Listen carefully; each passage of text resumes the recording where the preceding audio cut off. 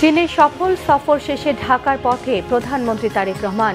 বেইজিংয়ের সঙ্গে ব্যবসা বিনিয়োগ সম্পর্ক নতুন উচ্চতায় পৌঁছার আশা। ঘুম যেন আর না ফেরে অভিব্যক্তি মির্জা ফখরুলের। সংসদীয় কমিটি গঠন করে ক্ষতিগ্রস্ত পরিবারগুলোর পাশে দাঁড়ানোর পরামর্শ ডেপুটি স্পিকারের। মাদক নিয়ন্ত্রণে আধুনিক অস্ত্র দেওয়া হবে অধিদপ্তরকে। চলছে বেনজির এবং হাদির হত্যাকারীদের দেশে আনার জোর চেষ্টা, জানিয়েছেন স্বরাষ্ট্রমন্ত্রী। কারবালায় শোকাবহ পবিত্র আশুরা আজ। এবার দা, ছুরি, কাস্তে বল্লম, তরবারি ছাড়াই ব্যাপক নিরাপত্তায় তাজিয়া মিছিল। দেখছিলেন ক্রাউন সিমেন্ট সংবাদ শিরোনাম। 4 দিনের সফর শেষে দেশের উদ্দেশ্যে রওনা দিয়েছেন প্রধানমন্ত্রী তারেক রহমান। এর আগে গুরুত্বপূর্ণ বৈঠক করেছেন চীনের প্রেসিডেন্ট শি জিনপিং এর সঙ্গে। এতে বাণিজ্য, বিনিয়োগ এবং কর্মসংস্থানের পাশাপাশি দুদেশের জনগণের মধ্যে যোগাযোগ বাড়ানোর মাধ্যমে সম্পর্ক নতুন উচ্চতায় পৌঁছানোর আশা প্রধানমন্ত্রী তারেক রহমানের। বিস্তারিত জানাচ্ছেন জাহাঙ্গীর আকন্দ। চীন সফরের শেষ দিনে শুক্রবার সকালে গ্রেট হলে প্রধানমন্ত্রী তারেক রহমান বৈঠক করেন চীনের প্রেসিডেন্ট শি জিনপিং এর সাথে। আলোচনা হয় দ্বিপাক্ষিক বিভিন্ন বিষয় নিয়ে। বৈঠকে চীনের প্রেসিডেন্ট বাংলাদেশে তারেক রহমানের নেতৃত্বের প্রশংসা করেন। বাংলাদেশের উন্নয়নে দীর্ঘমেয়াদে সমর্থন থাকবে চীনের। They will support Bangladesh's Prime Minister, Honorable Tariq Rahman, to lead the country towards prosperity. China is ready to align with Bangladesh's development. সফর নিয়ে সংবাদ সম্মেলনে কথা বলেন প্রধানমন্ত্রী কার্যালয়ের মুখপাত্র মাহদি আমিন। তিনি জানান, চীনের পক্ষ থেকে বাংলাদেশ মিয়ানমার চীনের ইকোনমিক করিডোরের প্রস্তাব দেওয়া হয়েছে। প্রেসিডেন্ট শি জিনপিং এর সাথে মাননীয় প্রধানমন্ত্রী জনাব তারেক রহমানের, এবং সেখানে প্রস্তাবনা এসছে যে কিভাবে বাংলাদেশ থেকে মায়ানমার এবং চীন হয়ে একটি ইকোনমিক করিডোর তৈরি করা যায়। যে ইকোনমিক করিডোরের মূল উদ্দেশ্য হবে বাংলাদেশের অর্থনীতিকে আরো ব্যাপ্তি বাড়ানো, ইকোনমিক ট্রানজ্যাকশন বাড়ানো এবং মাল্টিমোডাল ট্রান্সপোর্টেশনটাকে আরো এনহ্যান্স করা। উপদেষ্টারা জানান, প্রতিরক্ষা বিষয়ে দুই দেশের পররাষ্ট্র মন্ত্রণালয় ও সামরিক কর্মকর্তারা নিয়মিত ভিত্তিতে আলোচনা করবেন।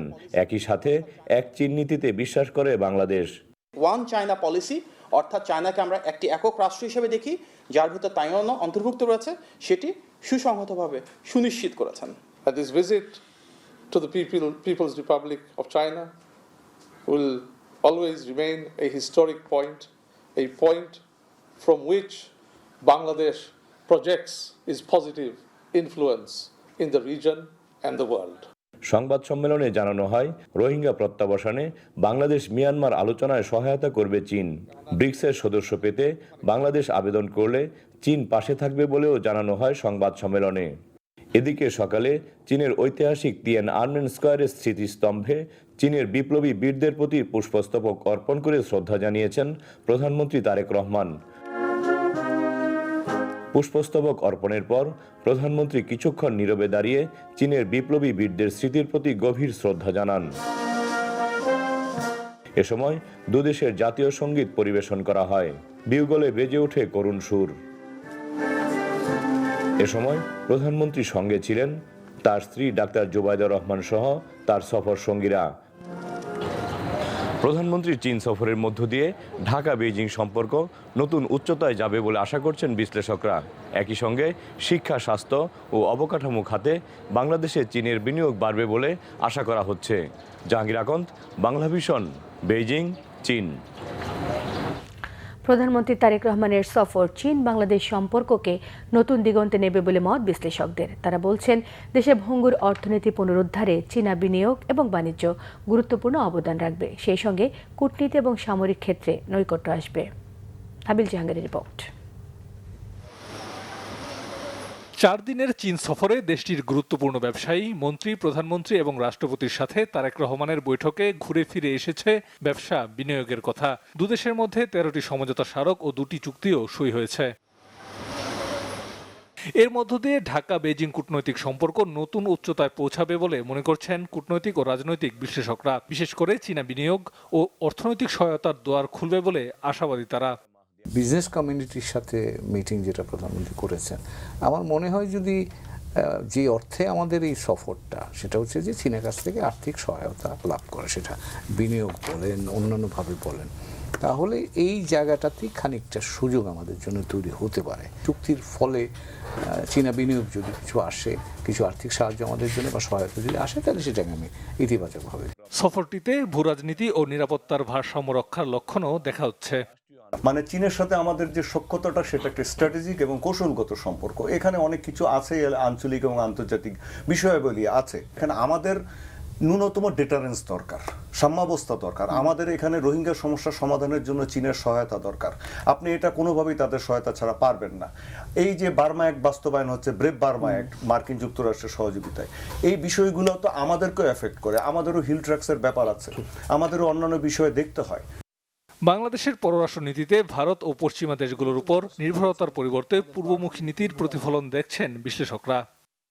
কিন্তু আমরা মালয়েশিয়া এবং চীন সফর একসাথে করে বার্তাটা দিলাম যে রাজনীতিটা আমরাই করছি, আমরা আমাদের পররাষ্ট্রনীতি ঠিক করি, আমরা আমাদের ভূ রাজনীতি ঠিক করি। সো আমাদের ভূ রাজনীতি পররাষ্ট্রনীতির উপরে অন্য প্রভাব নাই, এই কথা কিন্তু আমরা বিশ্বকে বুঝিয়ে দিলাম। সাবেক প্রধানমন্ত্রী বেগম খালেদা জিয়ার সময় কিন্তু একটা গুরুত্বপূর্ণ প্রভাব ছিল আমাদের পররাষ্ট্রনীতিতে, পূর্বনীতি। তো সেক্ষেত্রে আমরা কিন্তু এটা আবার কিছুটা আমরা এখন বর্তমান প্রধানমন্ত্রী তারেক রহমানের সময় দেখতে পাচ্ছি। চীনের সাথে এই বন্ধুত্ব বাংলাদেশকে সমৃদ্ধির পথে আরও এগিয়ে নেয়ার সমীকরণ হিসেবেও দেখছেন অনেকে। দক্ষিণ পূর্ব এশিয়ার দিকে আমাদের ফোকাস আসতেছে। নাবিল জাহাঙ্গীর, বাংলা ভিশন, ঢাকা।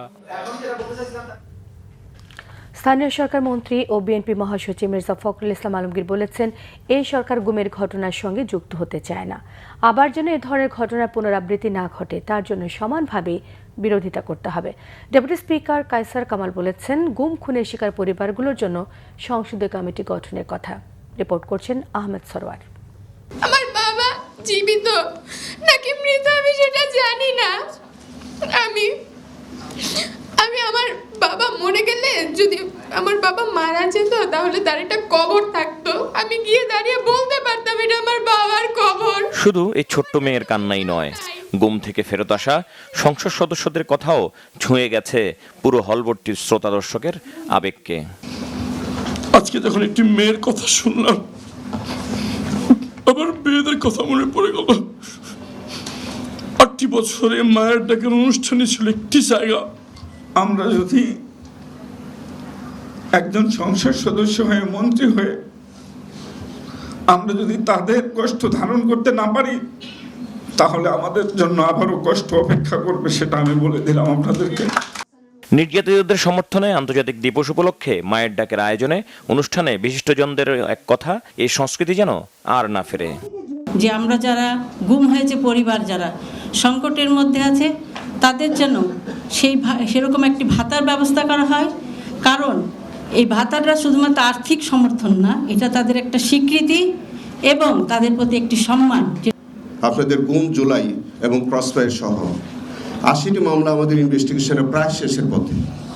24টি মামলার বিচার চলছে। 400 মামলা আমরা এখন ইনভেস্টিগেশন আমাদের হাতে।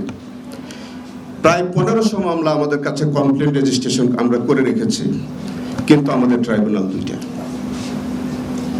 এই জায়গাগুলো আমাদেরকে একটু বিচার করতে হবে, বিশ্লেষণ করতে হবে, আমাদের প্রতি একটু সদয় হতে হবে। আমরা দীর্ঘদিন ধরে কাজ করতে যেয়ে মনে হয়েছে যে এইটার কোনো বিকল্প নেই। প্রথম হচ্ছে বিচার, বিচার, বিচার। দ্বিতীয়টি হচ্ছে তাদের আইনগত স্বীকৃতিটা দরকার।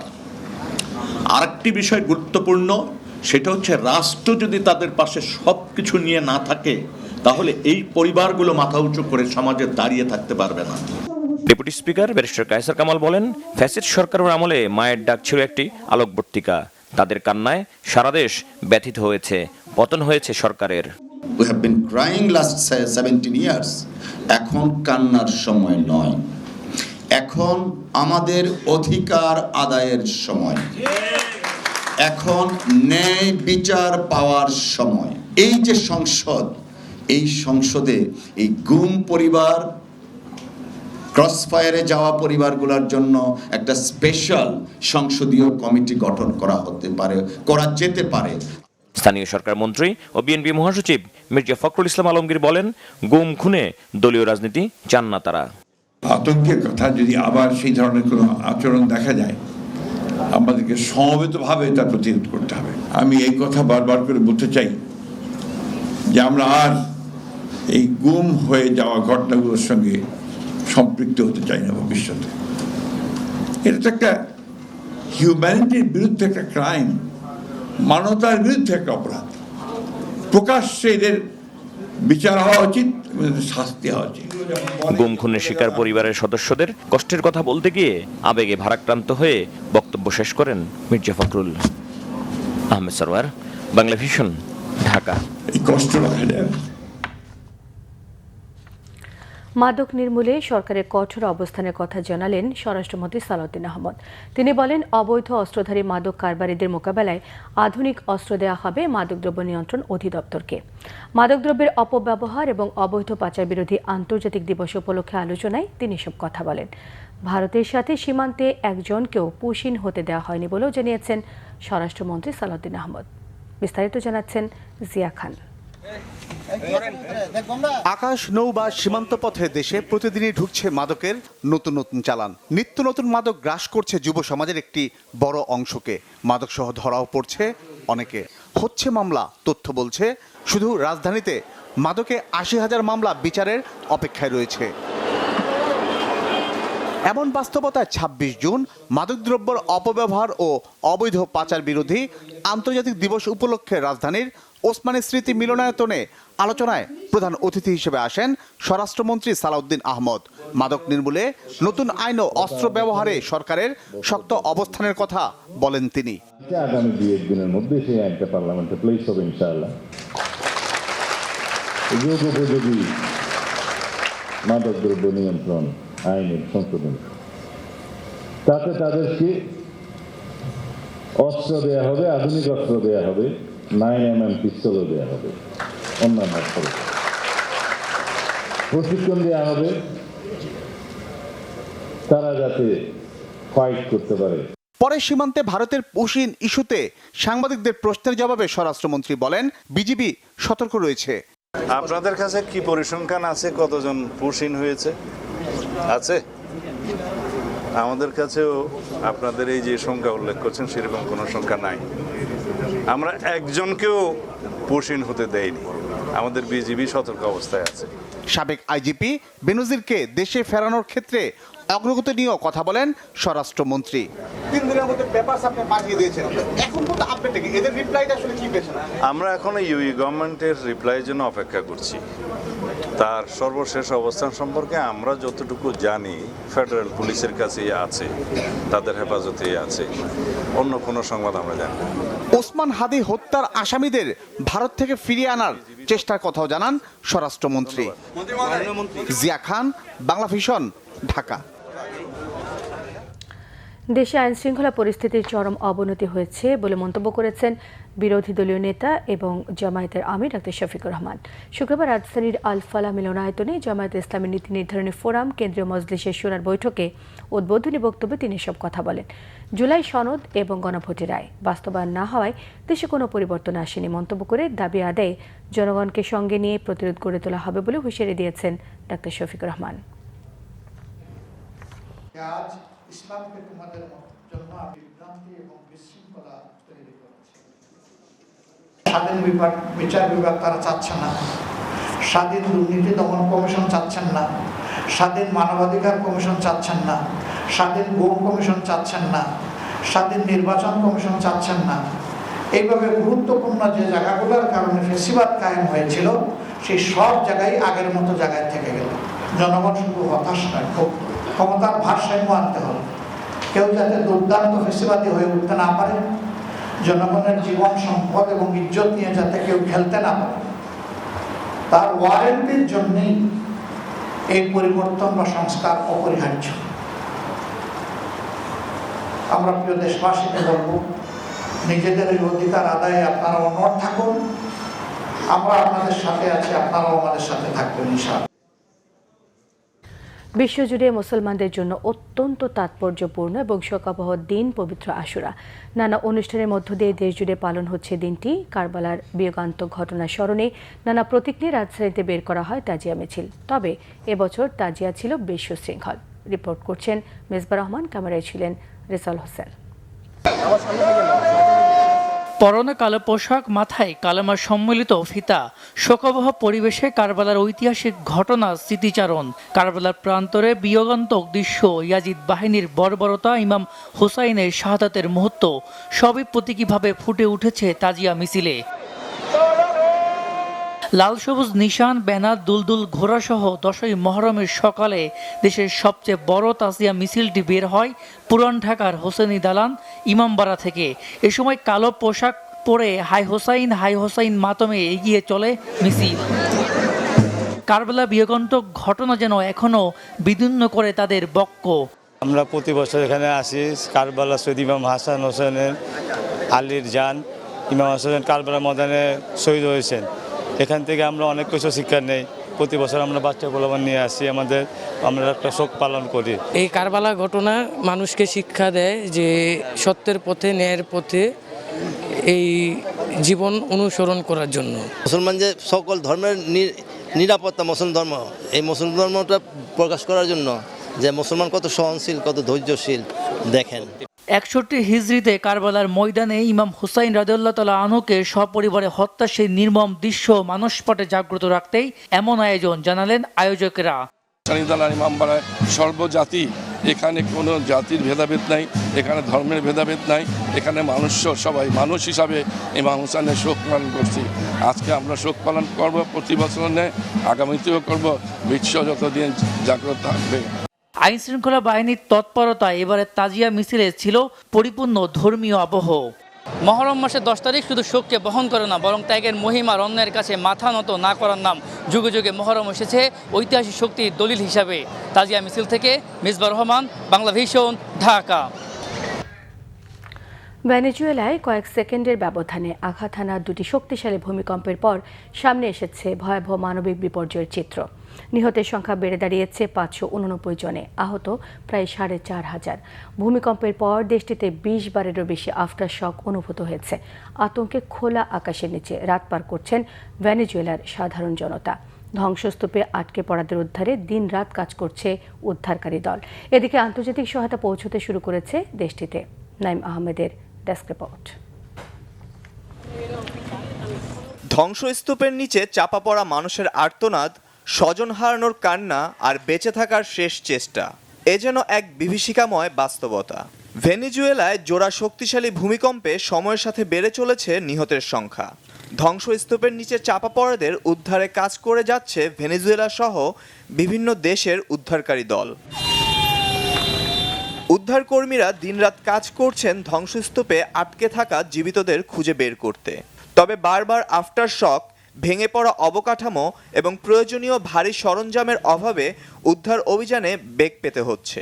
সময় যত গড়াচ্ছে ততই কমে আসছে ধ্বংসস্তূপের নিচে আটকে থাকা মানুষদের জীবিত উদ্ধারের সম্ভাবনা।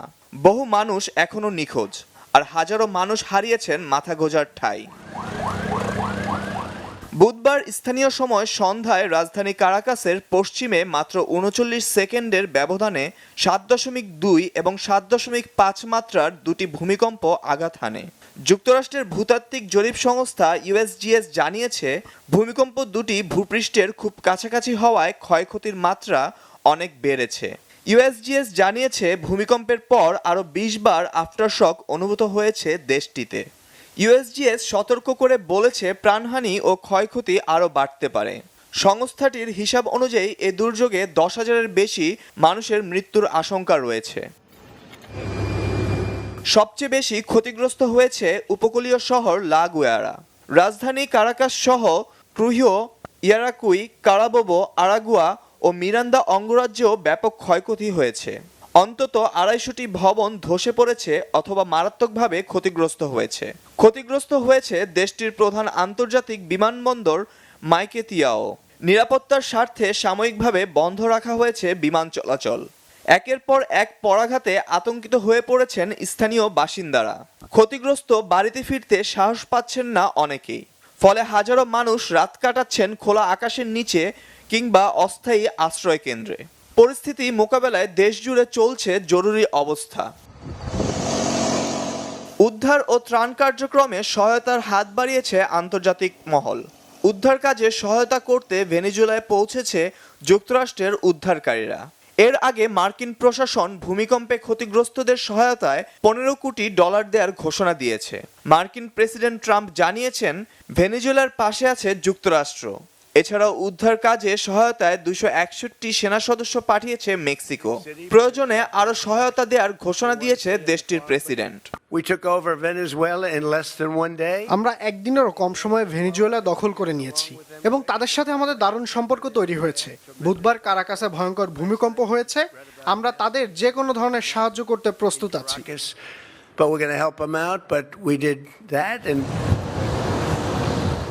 শুধু যুক্তরাষ্ট্র ও মেক্সিকো নয়, উদ্ধার কাজে সহায়তায় এল সালভাদর পাঠিয়েছে 300 উদ্ধারকর্মী, চিকিৎসক ও নার্স। উদ্ধারকারী দল পাঠিয়েছে চিলি ও ডোমিনিকান প্রজাতন্ত্র। পাশাপাশি কানাডা, চীন, Bharat, France, Germany, Netherlands, Spain, Switzerland, তুরস্ক ও কাতার সহ একাধিক দেশ মানবিক সহায়তার আশ্বাস দিয়েছে। ভেনেজুয়েলায় 1967 সালে সর্বশেষ বড় ধরনের ভূমিকম্পে প্রায় 200 মানুষের মৃত্যু হয়। ইউএসজিএস এর তথ্য অনুযায়ী এবারের দ্বিতীয় ভূমিকম্পটি 1900 সালের পর দেশটিতে আঘাত হানা সবচেয়ে শক্তিশালী ভূমিকম্প। Naim Ahmed, Banglavision news desk.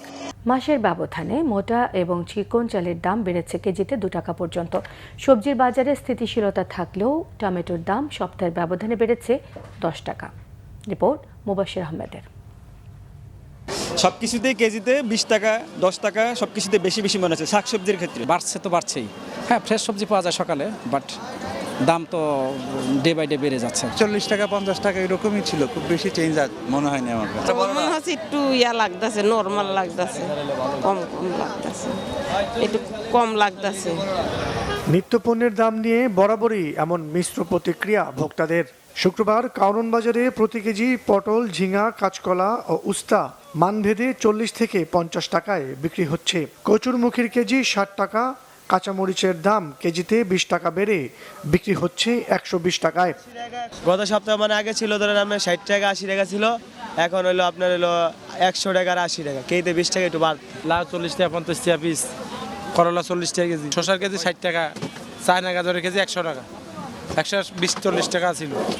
এদিকে ব্রয়লার মুরগি বিক্রি হচ্ছে 160 টাকায় ও ডজন প্রতি ডিম বিক্রি হচ্ছে 120 টাকায়। খুচরা বাজারে ভোজ্য তেল, ডাল, আটা, চিনির দাম স্থিতিশীল।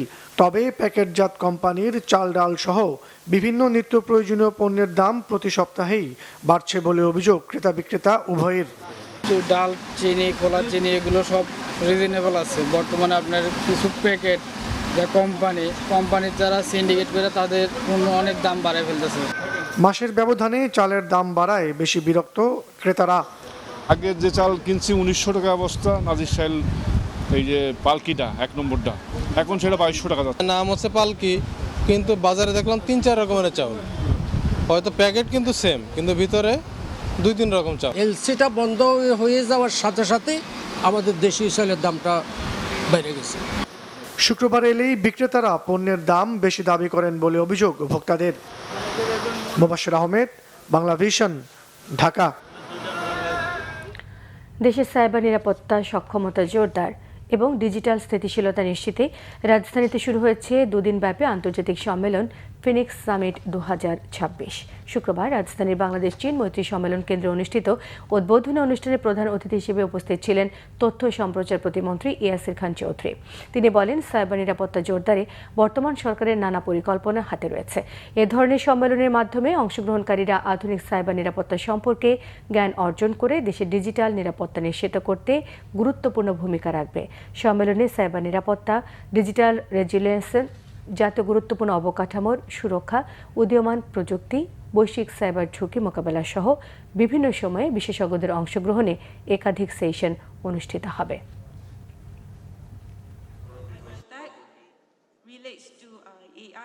আমরা অনেক সময় বডিগার্ড নিয়ে ঘুরি, আমরা বাসায় গার্ড রাখি, আমরা অফিসে গার্ড রাখি। So cyber security is your guard for all your IT stuff, for all your software, for all your data. Data security is very important, I think, particularly for banks, particularly for financial institutions, and definitely for the government. মাদকদ্রব্যের অপব্যবহার প্রতিরোধে মাদক বিরোধী কার্যক্রম এবং আন্তর্জাতিক মাদক বিরোধী দিবস উদযাপন উপলক্ষে সার্বিক ব্যবস্থাপনার জন্য পপুলার লাইফ ইন্স্যুরেন্স কোম্পানি লিমিটেডকে প্রথম পুরস্কারে ভূষিত করা হয়েছে। রাজধানীর ওসমানী স্মৃতি মিলনায়তনে আয়োজিত অনুষ্ঠানে স্বরাষ্ট্রমন্ত্রী সালাউদ্দিন আহমদ এর কাছ থেকে পপুলার লাইফ ইন্স্যুরেন্স কোম্পানি লিমিটেডের ব্যবস্থাপনা পরিচালক এবং CEO BM Yusuf Ali crest গ্রহণ করেন। অনুষ্ঠানে বিশেষ অতিথি ছিলেন স্বরাষ্ট্র মন্ত্রণালয়ের সিনিয়র সচিব মঞ্জুর মোর্শেদ চৌধুরী। এ সময় আরও উপস্থিত ছিলেন আইজিপি মোহাম্মদ আলী হোসেন ফকির, বিজিবির মহাপরিচালক major general Mohammad Ashrafuzzaman Siddiqui, Bangladesh coast গার্ডের মহাপরিচালক রিয়ার অ্যাডমিরাল মোহাম্মদ জিয়াউল হক সহ বিভিন্ন মন্ত্রণালয়ের সচিব এবং সামরিক বেসামরিক ঊর্ধ্বতন কর্মকর্তারা। অনুষ্ঠানে সভাপতিত্ব করেন মাদকদ্রব্য নিয়ন্ত্রণ অধিদপ্তরের মহাপরিচালক মোহাম্মদ হাসান মারুফ।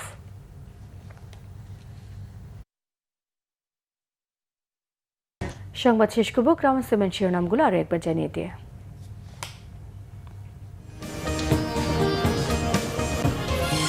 চীনে সফল সফর শেষে দেশে ফিরলেন প্রধানমন্ত্রী তারেক রহমান। বেইজিংয়ের সঙ্গে ব্যবসা বিনিয়োগ সম্পর্ক নতুন উচ্চতায় পৌঁছার আশা। গুম যেন আর না ফেরে অভিব্যক্তি মির্জা ফখরুলের। সংসদীয় কমিটি গঠন করে ক্ষতিগ্রস্ত পরিবারগুলোর পাশে দাঁড়ানোর পরামর্শ ডেপুটি স্পিকারের। মাদক নিয়ন্ত্রণে আধুনিক অস্ত্র দেওয়া হবে অধিদপ্তরকে। চলছে বেনজির এবং হাদির হত্যাকারীদের দেশে আনার জোর চেষ্টা, জানিয়েছেন স্বরাষ্ট্রমন্ত্রী। কারবালায় শোকাবহ পবিত্র আশুরা আজ। এবার দা, ছুরি, কাস্তে বল্লম, তরবারি ছাড়াই ব্যাপক নিরাপত্তায় তাজিয়া মিছিল। এই ছিল এখনকার মতো। পরের সংবাদ রাত 10:30টায়। 9টায় রয়েছে নিউজ 20। দেখার আমন্ত্রণ দিল। সঙ্গে থাকায় সবাইকে ধন্যবাদ।